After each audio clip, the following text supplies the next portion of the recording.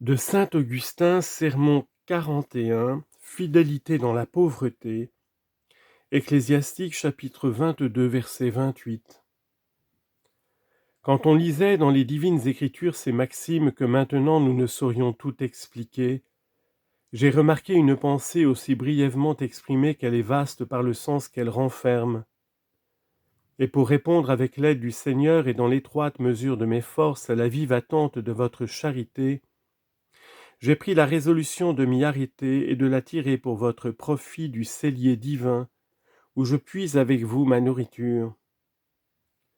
Voici donc quelle est cette pensée. Sois fidèle avec ton prochain dans sa pauvreté, afin de jouir aussi de son bonheur. Prenons-la d'abord simplement dans le sens littéral qu'elle paraît présenter, comme peuvent l'entendre tous les esprits, ceux mêmes qui ne creusent jamais les profondeurs des divines écritures. Sois fidèle avec ton prochain dans sa pauvreté afin de jouir aussi de son bonheur. Rien n'est plus vrai, dit celui qui se contente d'écouter. Quand un ami est pauvre, il ne faut pas lui manquer de foi, mais lui demeurer fidèle. L'amitié ne doit pas changer avec la fortune, mais la bonne volonté doit s'affermir et la foi se garder. S'il était mon ami quand il était riche et que dans sa pauvreté il ne le soit plus, c'est que j'aimais son opulence et non sa personne. Si au contraire je l'aimais lui-même, malgré les vicissitudes de la fortune, n'est-il pas toujours lui? Pourquoi donc ne serait-il pas encore mon ami? S'il a perdu son or, il n'a pas perdu son cœur. J'achète un cheval, je lui ôte ses parures et ses harnais, perd-il sa valeur pour autant? J'aimais mon ami quand il était orné, et maintenant qu'il est dépouillé, je le dédaigne. Elle est donc bonne, elle est salutaire, elle est parfaitement convenable aux besoins de l'humanité, cette sentence de l'Écriture, sois fidèle avec ton prochain dans sa pauvreté, afin de jouir aussi de son bonheur. Quoi donc? Que signifie cette seconde partie? Dirons-nous que le motif pour lequel il faut demeurer avec un ami dans sa pauvreté et lui être fidèle soit le désir de jouir aussi de son bonheur? Dirons-nous maintenant il est pauvre, mais il s'enrichira, et il ne te fera point part de son opulence si dans ton orgueil tu dédaignes maintenant sa pauvreté. Sois donc fidèle avec lui lors même qu'il est pauvre, afin de jouir de son bonheur quand la fortune lui sera revenue, et d'y trouver l'allégresse avec lui.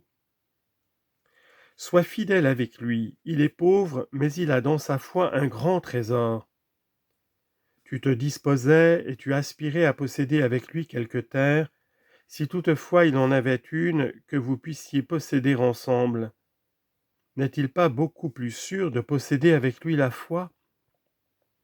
Peut-être est-il possible qu'il soit dépouillé de ses biens par quelque scélérat qui pourra lui ravir sa foi? Que signifie donc « afin de jouir aussi de son bonheur » ? Cela signifie sans doute que de pauvre qu'il est, il pourra devenir riche et que pour n'avoir pas dédaigné sa pauvreté, tu partageras son opulence. L'explication vulgaire donnée au premier membre de cette phrase me paraît convenable, mais je l'avoue, l'explication du second membre me blesse. Si en effet le motif pour lequel tu demeures fidèle à ton ami dans sa pauvreté est le désir de profiter de ses trésors quand il en aura acquis, ce n'est pas ton ami lui-même, c'est quelque autre chose que tu aimes en lui. La foi et l'espérance sont deux bonnes amies. La charité l'emporte sur elles. Maintenant, dit l'apôtre, demeurent toutes les trois, la foi, l'espérance et la charité, mais la plus grande des trois, c'est la charité. Pratiquez la charité. 1 Corinthiens 13, 13 et chapitre 14, verset 1. Je m'adresse donc à cet ami. Je t'en prie, lui dis-je, gardes-tu la foi à ton ami dans sa pauvreté? Certainement, répond-il, j'ai appris ce devoir dans les livres sacrés, je l'ai recommandé à mon cœur et confié à ma mémoire. Je me le rappelle avec plaisir et je le pratique avec plus de plaisir encore. Oui, j'ai entendu cette sainte parole, sois fidèle avec ton ami dans sa pauvreté. Pourquoi cela, ajoutai-je? Est-ce à cause de ce qui suit, c'est-à-dire afin que tu profites de son bonheur? Qu'as-tu donc en vue? J'espère, reprend-il, que pour n'avoir pas dédaigné son malheur, je serai admis au partage de sa félicité lorsqu'il sera enrichi et comblé de biens. Souffre que je te questionne encore un peu. Et si cet homme avec qui tu demeures fidèle dans sa pauvreté ne devient jamais riche? Et s'il doit rester pauvre jusqu'à la mort? Ton espérance frustrée, ne seras-tu plus fidèle? Dans l'impossibilité de partager l'or du riche, te repentiras-tu d'avoir été fidèle avec le pauvre? Si mon interlocuteur a des sentiments humains, que dis-je s'il a des sentiments vrais? Il se troublera de mes questions et me répondra que je dis vrai. Il est bien d'être fidèle à un ami, mais si on lui est fidèle dans sa pauvreté pour profiter de ses richesses, pour les partager avec lui, il n'est pas douteux qu'en le voyant mort indigent et sans l'opulence qu'on espérait, on se repentira de toute cette fidélité et l'on perdra misérablement tout le fruit de ce que l'on a fait pour lui. Tu le vois donc, il faut approfondir davantage cette pensée et l'entendre non dans le sens que peut y donner le vulgaire, mais dans le sens qu'avait en vue l'autorité divine lorsqu'elle l'a révélée, afin de nous y montrer quelque grande vérité, de nous y tracer une conduite et des devoirs pour lesquels nous n'avons à craindre ni déception ni regret. Il est donc nécessaire pour la saisir de prendre un autre moyen. C'est pourquoi contemple le pauvre Lazare gisant à la porte du riche. À la pauvreté, Lazare joignait encore des infirmités douloureuses. Il n'avait pas même la santé corporelle, l'unique patrimoine du pauvre. Il était de plus couvert d'ulcères que les chiens lui léchaient. Or le riche qui habitait ce palais était vêtu de pourpre et de lin fin. Chaque jour faisait grande chère et refusait d'être fidèle avec le pauvre.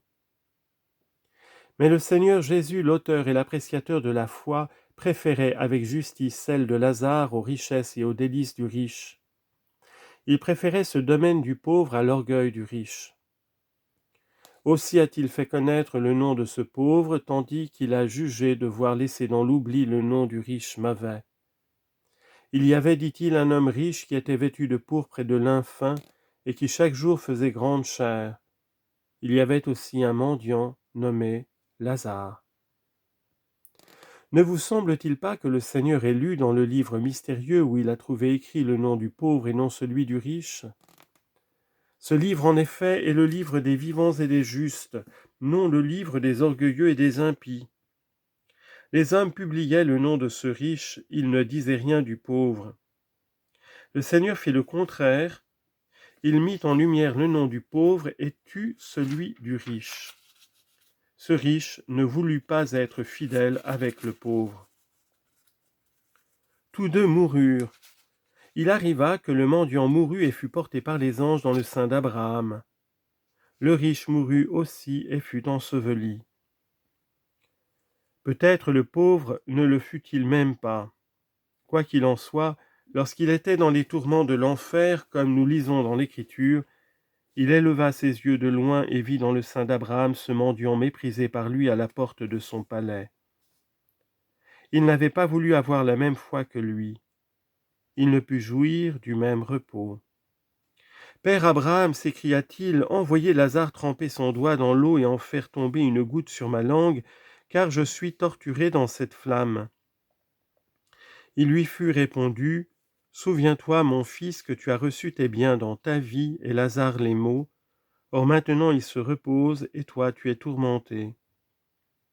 Et par-dessus tout cela, il y a entre nous et vous un grand abîme, et personne ne saurait, ni d'entre nous aller jusqu'à vous, ni d'entre vous venir ici. Ce malheureux comprit qu'on lui refusait toute compassion parce que lui-même en avait manqué. Il comprit la vérité de cette sentence, jugement sans miséricorde, pour qui n'a point fait miséricorde. Jacques 2, 13. Il avait refusé au temps convenable d'avoir pitié du pauvre, et quand il fut trop tard, il eut pitié de ses frères. Envoyez donc Lazare, dit-il, j'ai 5 frères, qu'ils leur apprennent ce qui se passe ici, pour les empêcher de venir eux-mêmes dans ce lieu de supplice. S'ils ne veulent pas venir dans ce lieu de supplice, lui fut-il alors répondu, ils ont Moïse et les prophètes, qu'ils les écoutent. Ce riche avait tourné les prophètes en dérision, il le faisait sans doute avec ses frères, car je le crois et j'en suis même certain, lorsqu'avec ses frères il parlait des prophètes et de leurs sages conseils et de leurs sévères menaces, des tourments futurs et des futures récompenses qu'ils annonçaient, il riait de tout cela et disait à ses frères, quelle vie peut exister après la mort? Quelle peut être la mémoire d'une chair en dissolution et le sentiment d'un corps réduit en poudre? Tous sont emportés et ensevelis. Qui a-t-on jamais cité pour en être revenu? Au souvenir de ces propos qu'il avait tenus, il voulait donc que Lazare retournât vers ses frères. Il voulait qu'ils ne puissent plus dire qui en est revenu. C'est ce qui explique le parfait à propos de la réponse. Car le mauvais riche paraît avoir été un juif, aussi donne-t-il à Abraham le nom de père, et il convenait entièrement de lui faire entendre ces mots, s'ils n'écoutent ni Moïse ni les prophètes, ils ne croiront pas non plus un homme ressuscité d'entre les morts. Luc 16, versets 19 à 31.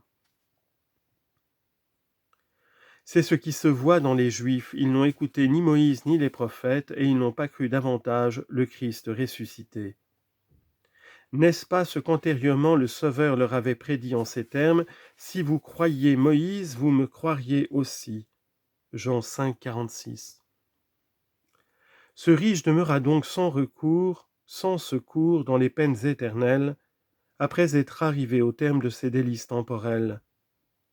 Il n'avait pas pratiqué la justice, il entendit ce qu'il méritait. Souviens-toi que tu as reçu tes biens dans ta vie. Cette vie que tu aperçois n'est donc pas la tienne. Tu as reçu tes biens, donc aussi ces biens après lesquels tu soupires avec tant d'ardeur et de si loin ne sont pas à toi. Où sont ces réflexions des riches et de leurs adulateurs quand ils voient un homme comblé de prospérité temporelle, avec de vastes domaines qu'il étend, multiplie comme pour attirer à lui le plomb avec lequel il doit être submergé? Ce fut en effet sous ce poids que ce riche tomba dans les enfers. C'est sous ce lourd fardeau qu'il fut précipité jusqu'en ses profondeurs. Il n'avait pas ouvert l'oreille à cette invitation « Venez à moi, vous tous qui prenez de la peine et qui êtes chargés. Mon joug est doux et mon fardeau léger. » Matthieu 11, 28 à 29. Le fardeau du Christ est comme des ailes. Le mendiant avec ses ailes s'envola dans le sein d'Abraham, et le riche ne voulut pas en entendre parler. Il préféra le langage des flatteurs. Ce bruit le rendit sourd aux enseignements des prophètes, et il se plaisait à entendre les perfides adulateurs lui dire « Il n'y a que vous, vous seuls, vivez réellement. » Donc tu as reçu tes biens dans ta vie, car tu les croyais à toi sans en imaginer, sans en espérer d'autres, et tu les as recueillis dans ta vie. Tu pensais en effet n'avoir d'autre vie que cette vie, et tu n'espérais rien, tu ne redoutais rien après la mort. Tu as donc recueilli tes biens dans ta vie, et Lazare les mots. Non pas ces mots, mais les mots, ce que les hommes regardent, craignent et évitent comme de grands mots. Lazare sur cette terre a reçu des maux. Il n'y a pas reçu tes biens, et pourtant il ne les a point perdus. Et de même qu'en parlant des maux endurés par Lazare, Abraham ne dit point ses maux, M-A-U-X, ainsi il ne dit point sa vie. Pour lui, en effet, il y en avait une autre, celle qu'il espérait dans le sein du patriarche. Ici, il était mort, ici, il ne vivait pas. Il était mort dans le sens de ces paroles de l'apôtre, « Vous êtes morts et votre vie est cachée en Dieu avec le Christ. » Colossiens 3, 3.